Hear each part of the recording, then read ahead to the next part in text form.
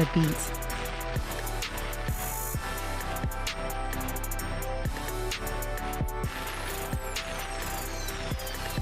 The pulse.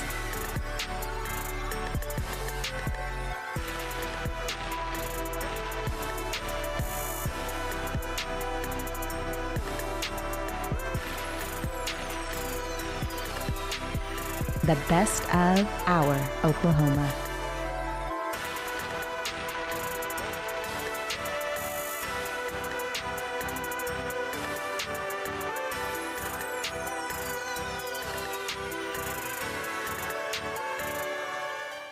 Doing it right, everybody will be dancing and we're feeling it right. Everybody will be dancing and be feeling it right. Everybody will be dancing and we're feeling alright. Everybody will be dancing tonight, doing it right.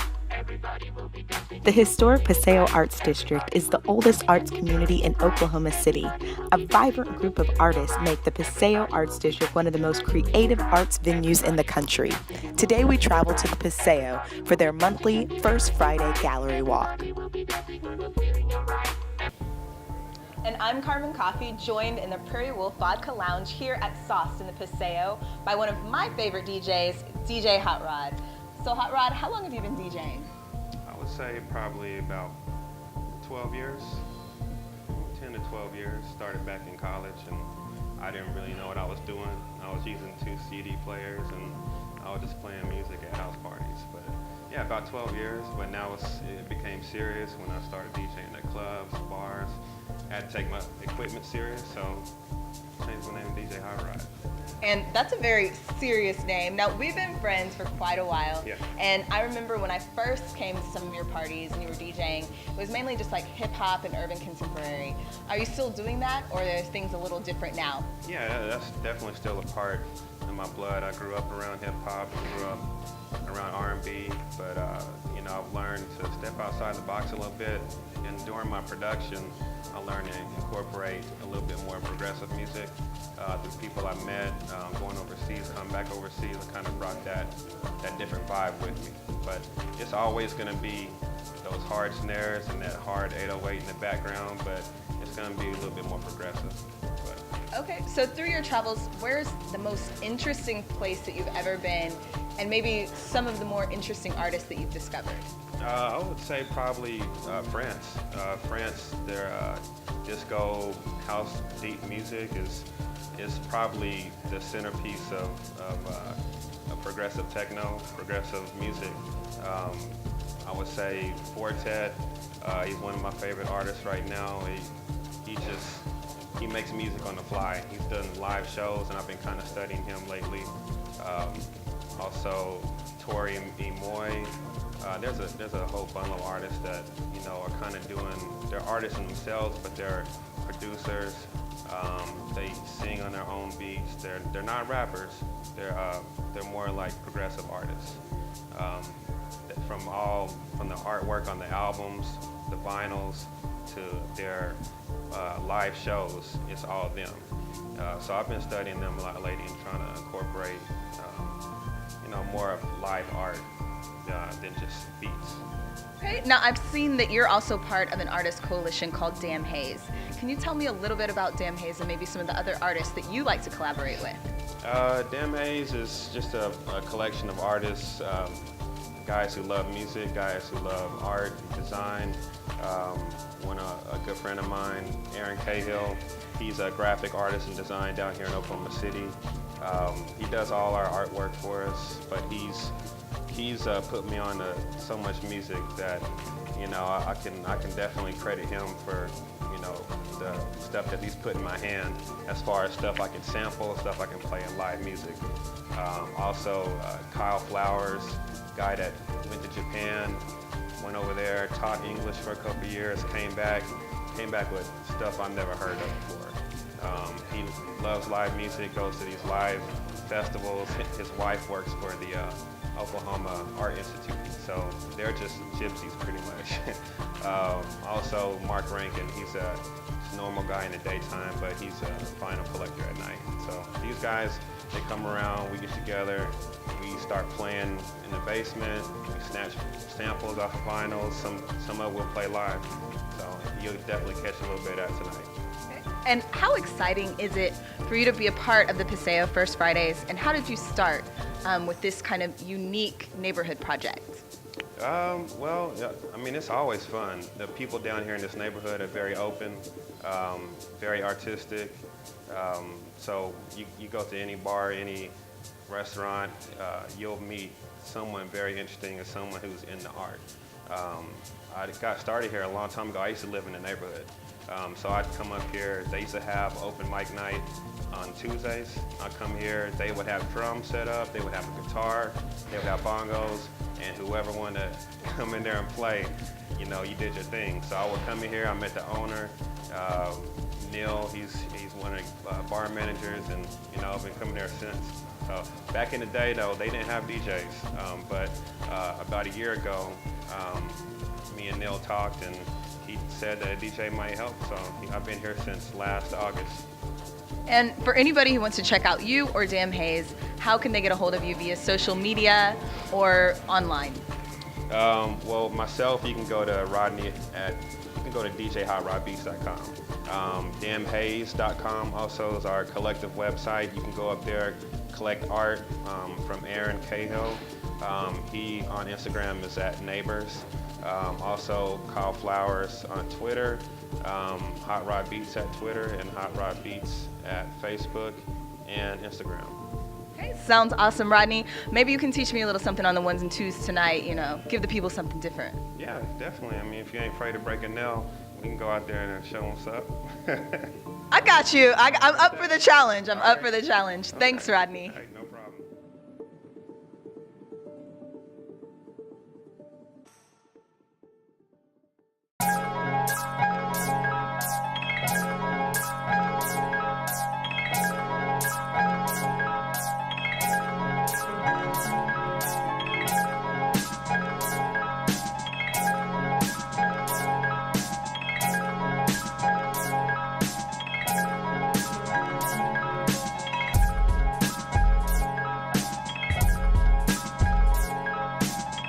Oklahoma ranks #2 in the nation for best place to start a new business.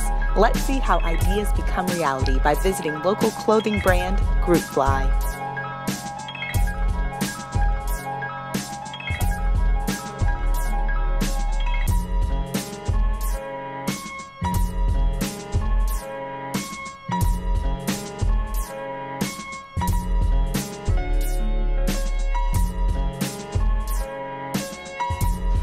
My name is Vernon Dees.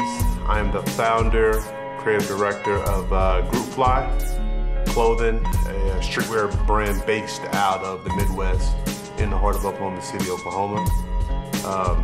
Started a brand in 2008. Basically, my wife and I took 10 G's out of our savings account that we actually had saved up for a minivan, and we started a brand. And you know, it's been a long, crazy journey, but I believe that we're just getting started with with the brand, I guess. When I was coming up with the name, people was like, man, what the heck is a Groupfly? You know what I'm saying? And so like, when we came into the name, I knew I wanted the word fly in it. I wanted to, you know, take all of my different loves, you know, whether it be hip hop, graphic design, skateboarding. I wanted it to encapsulate itself in a movement or in a brand. So I came up with the word Groupfly, and everybody's like, man, what the heck is a Groupfly? What's a GRP fly? Some people even pronounce it wrong, Grip Fly, but it's Groupfly, and the definitions fit us perfectly. It's a group of people elevating to a higher destination. And so that's what we're all about, you know what I'm saying? That we're about, you know, progressing towards that ultimate dream, you know? So a lot of our merchandising will say fly or die, and that just comes from the mere fact that, you know, you're either elevating towards your dreams or taking up space and dying. A lot of people ask, you know, like, man, I see you got Groupfly cadets on stuff, you know, you got this little aviation guy, you know. We have a lot of influences from the Tuskegee Airmen era. I like to call our I guess our movement, people that follow our movement, I like to call them cadets, you know, because they're people that are, you know, that are elevating out of their environment and for something better. So like, you know, that's why we say, you know, Groupfly cadets from some of our apparel, That's why we say, cadet life. They had to go through so much, They had to be creative, in their approach, during that time. They had to be leaders. They were leaders at that time. They had to like build a whole Air Force base, from scratch. And then of course they're inspiring people to this day. And so like it's all about aspiring to go to that next level. Elevating out of your current situation for a better situation. Coming up next, an exclusive one-on-one interview with Oklahoma City Mayor Mick Cornett, only on Oklahoma Insider. And I'm Carmen Coffey, joined by Mayor of Oklahoma City, Mayor Mick Cornett. Mr. Cornett, how are you doing today? We're good. Wonderful, wonderful. Now, I know before there was politics, your first love was sports. Can you tell me how you acquired your passion for sports? I just grew up in it. My family was very sports oriented. I had an older brother who was a really good athlete, much better athlete than I would ever become. But he was a big sports fan. And I guess, maybe early on to emulate him or to be more like him, I gravitated towards sports. And then at some point just decided I wanted to make a career out of sports journalism. And that love has followed you, obviously, throughout your tenure, even in politics, most notably bringing the Oklahoma City Thunder here to this city. When was the moment that you knew that this would be an excellent idea, that this city could foster a very successful sports franchise? Well, I think I always suspected Oklahoma City was underserved by sports in general, whether it was Division I basketball or a major league sport. I always thought there was something, there was capacity in our sports audience portfolio for something bigger and better. But it was really part of the effort of my interest early on was just trying to improve Oklahoma City's brand. I thought we've been branded by tragedies, and when you said the term Oklahoma City, there really wasn't a lot of positive images that came to your mind nationally, and it's not the best way to grow an economy. And so our brand had been damaged, and I think more than about any other factor of the Thunder's success, the image that it has brought to us worldwide, and given people a positive image of Oklahoma and something to associate with its positive, has probably done more wonders than anything else. It's hard to quantify because it's kind of one of those soft aspects of it. It's not $1 in a ticket sale. It's not $1 in a hotel room, which are very real things that the Thunder has brought to our community as well. But I think our city's image is much improved and enhanced. And I think to a certain extent the NBA kind of validates all the other things we've done. Because people are aware that the NBA doesn't just choose its teams randomly where they're going to put them. This is a worldwide brand. They have lots of opportunities to put them in some exciting places. For them to search the world and to determine that Oklahoma City deserves a team, and especially one that would relocate from an exciting city like Seattle, I think really did wonders for showing that Oklahoma City was not the city that people might have considered it years ago. Absolutely. Now I have to ask, who is your favorite NBA player? Well, it would definitely be one of the Thunder players, but you give me a lot of trouble if I have to start picking individuals. Obviously, Kevin Durant is the marquee player on the roster, but Russell Westbrook seems to have upped his game here this season. Those are at least two of the All-Stars, and then you got a handful of guys that aren't far behind them. I think we've all got guys that are on the bench that you really smile when they come in the game because they play so hard. But I would be reluctant to start pointing out a favorite. Understandable. Now, given the success of the Thunder, is there a chance that another professional franchise would come to Oklahoma City? Well, I get asked that a lot. I think there's some realities that people have to consider, though. First of all, if you have a basketball team and you're thinking about adding another sport, it's probably not going to be hockey because it's the same time of year and they would be in the same venue and you'd have all sorts of conflicts and you'd have people having to buy tickets the same time of year. So that would be out. Okay, so then you look at baseball and football. Well, football would work just about any place, and we don't have a stadium that would compete with NFL stadiums. And so without a stadium, that's not likely to happen. Well, then you look at baseball. Baseball could work in some ways because the schedules in the summer. The Bricktown ballpark was designed where it could be expanded to a Major League Baseball footprint. I just think people underestimate, though, with baseball, the amount of corporate and fan support it takes to support a team. You know, with the Thunder, you have 40 dates or so with about 20,000 people. So, do the math, 40 times 20,000. But with Major League Baseball, you'd have 80 home dates, and you'd have at least 40,000 seats to sell. So you have double the dates and double the tickets sales. And that doesn't even count the way the corporate community would have to step up. They would have to, quantify their league, fourfold. So I think when you take all of those things into consideration, you realize that the best thing we can do is support the Thunder and make sure that, that they're taken care of. We're a small market, so we shouldn't even take one team for granted. We need to support this team with everything we got. But I do think there's room on the schedule for events. Oklahoma City's always been a good event city. So that brings in opportunities like NCAA championships, which we're very good at hosting. Softball World Series, which we host every June. I don't think it's out of the question to think we could hold an annual event, maybe on the PGA Tour, or the LPGA Tour, or perhaps a Grand Prix that might use our city's infrastructure as part of the racing scheme. I think all of those opportunities are there in front of us. One day or 1 week events that hold worldwide attractions. And so if people are saying, where does Oklahoma City go from here? I would say there's opportunities and events. But to say we're going to go from here and then attract, a Major League Baseball team, well, that's hard for me to think that that's going to happen, subtly or quickly. I think there's a lot of things that would have to happen in this city before we would be ready to support that. Now, speaking of live events, I heard you speak about the urban music landscape here in Oklahoma City and expanding that. Is that part of an immediate plan? Well, it is part of the immediate plan, but it's being driven by the large number of highly educated 20-somethings that are moving to our community. We're considered, as a city now, with a very engaged live music presence. And I think you're going to see more and more recording studios and more video and audio studios springing up. There was a time, not too long ago really, and perhaps still today, but not tomorrow probably, when if you were going to do something of really high caliber in Oklahoma City, you needed to bring in a crew from Dallas.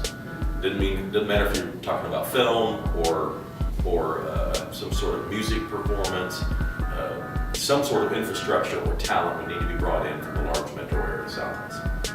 And I don't think that's necessarily the case anymore. I think it's partially because we have a growing professional talent here. It's also because the technology has changed and the technology is a little bit less expensive, and so there's less capital investment and more people are getting involved, and it's less important or less critical that you bring in large scale resources. So I think all of that is going to expand our ability to invest commercially in the film and the music business in Oklahoma City. And I don't know where that'll take us, but if you combine the talent that's already here with the talent that I see moving here, and the idea that the equipment necessary to do top production is shrinking in price, there's every reason to believe we're going to be very successful and grow exponentially. Thank you so much, Mayor, for everything that you have done for the city and everything that's happening. Oklahoma City is definitely an exciting place to be.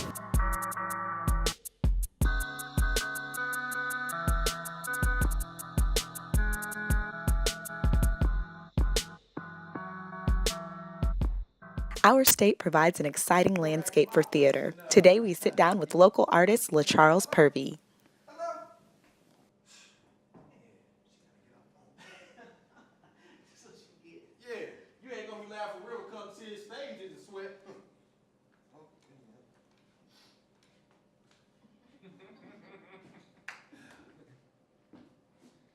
What's going on here? Hey, Brother River. Hey, I was just teaching young Willie here the art to clean in the sacred theater.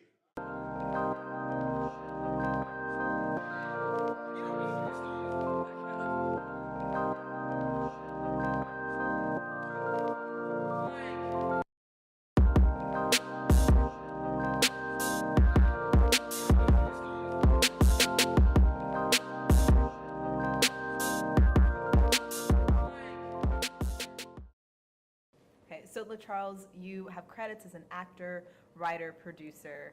I get to say visionary. Okay. We've already said that one. Okay, That one's an okay. okay word. Yes. So what attracted you to the arts? I have been writing since I was about 8 years old. My teachers would let me perform a show that I wrote every week. So I would write these little 2-page scripts, and I would get my friends together, and we would just, you know, we would play act. The other part of that is when I was 16, my drama teacher at Claflin School of Advanced Studies took me to see Joe Turner's Come and Gone at OU. And I saw this cast of wonderfully talented black actors. And I said, I want to write for them. That's what I want to do. So would you say August Wilson's one of your strongest influences? Yes, I love August Wilson, and he is definitely a major influence, yes. Any others? I love Lynn Nottage. There's just a lot of people, but August Wilson and Lynn Nottage, those are my top two. Okay, Yeah. I like that, I like that. Now, you have been quoted with saying that you like to write edgy characters. Uh-huh. So what is edgy? Edgy to me means a character that you don't normally see. Somebody that is not afraid to speak their mind, somebody that's just a little bit quirky, somebody that's just a little bit crazy. So a character that you don't normally see on the stage, a character that's not safe. I should put it like that. Okay, now are you edgy? I can be at times. I can be edgy at times. I think being a class and comic, you know, we tend to think a little outside the box. So I can be a little edgy at times, yes. Okay, so how so? Well, you know, the way that I think is not the way that the typical person could think. You know, I see colors and I give them a gender. I see colors and I give them a personality. I see, even when I was little, I would play with my toys and I have these whole storylines built up around my G.I. Joes. Just different stuff like that. Now, how did your parents feel about that? Well, as long as I didn't bother them, they didn't care. So are they still your biggest supporters now? Yes, my parents are still my biggest supporters. Yes, yes. Great, great. Now, what attracted you to the script, The Brilliance? You know, I always wanted to do a show that was set in the 60s and the 70s. I study civil rights a lot, and I like that era, and because it tells us about, you know, as African Americans, where we've come from. So, and I love watching those old 70s sitcoms. Like, you got the clothes, the hair, everything. Sanford and Son, Good Times. I love all of those. I love all of those sitcoms. So I like that time period, and I wanted to tell a story about an African American theater troupe from that time period. Okay, now this is set in Watts, correct? Mm-hmm. So how did you create California here? Well, the thing about it is just doing research about what was going on at the time. You know, we're in the early 70s. You had the Watts race riot that took place about 5 years before that. In the original script, they actually talk about the race riots. And just watching different television shows, reading books, reading about California's history, reading about how they segregated the blacks to Watts, California. You know, there were only certain parts of California that African Americans were pushed to, so I found that pretty interesting. Now, part of the proceeds for this show go to suicide prevention. What exactly made you want to highlight that cause? I had a friend of mine that attempted suicide a couple of years back. I also myself suffer from bouts of depression and anxiety, so I know what it's like to be on that edge and to be right there and think about things like that. So I think it's a really, really great cause, especially within the African American community, because we don't like to talk about mental illness. We really don't. You know, we want to sweep it under the rug. We don't like to talk about mental illness, so I feel like if it's something that I can do as an African American male to support and bring something to the forefront, then that's what I'm going to do. And that's part of your edge, right? Yes, yes, yes, yes. So as an artist, what has been your best moment as an artist?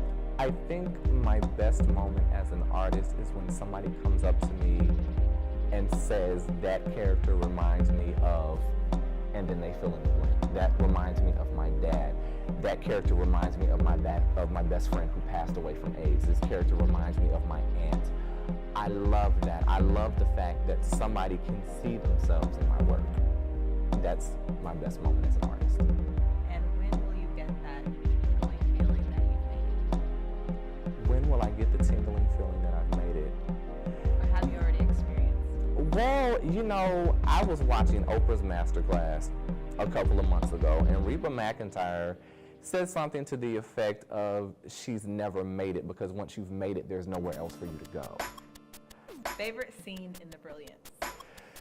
My favorite scene in The Brilliance would have to be the scene that's a play within a play. In The Brilliance, I've kind of snatched a little bit from Greek mythology. There's the myth where Rhea has given birth to all of her children, and her husband Cronus says, you know what, I don't want any of these children overthrowing me, so as you give birth, I'm gonna eat them. I'm gonna swallow them up, I'm gonna eat them. And I kind of snatched a little bit from that, and instead of having Cronus, I have him represented by America, and then I have Mother Africa. So America is stealing from Mother Africa and taking all of her children, AKA slavery. So one of my favorite scenes is when they do that play within the play, but it goes terribly wrong. The Brilliance isn't all serious. There are a lot of comedic moments in the show, and I love those lighter moments in The Brilliance. And we've gotten to see that as we've been here for the rehearsal. Yes. So thank you so much. No for letting us problem. be a part of your time today. Thank you, Carmen.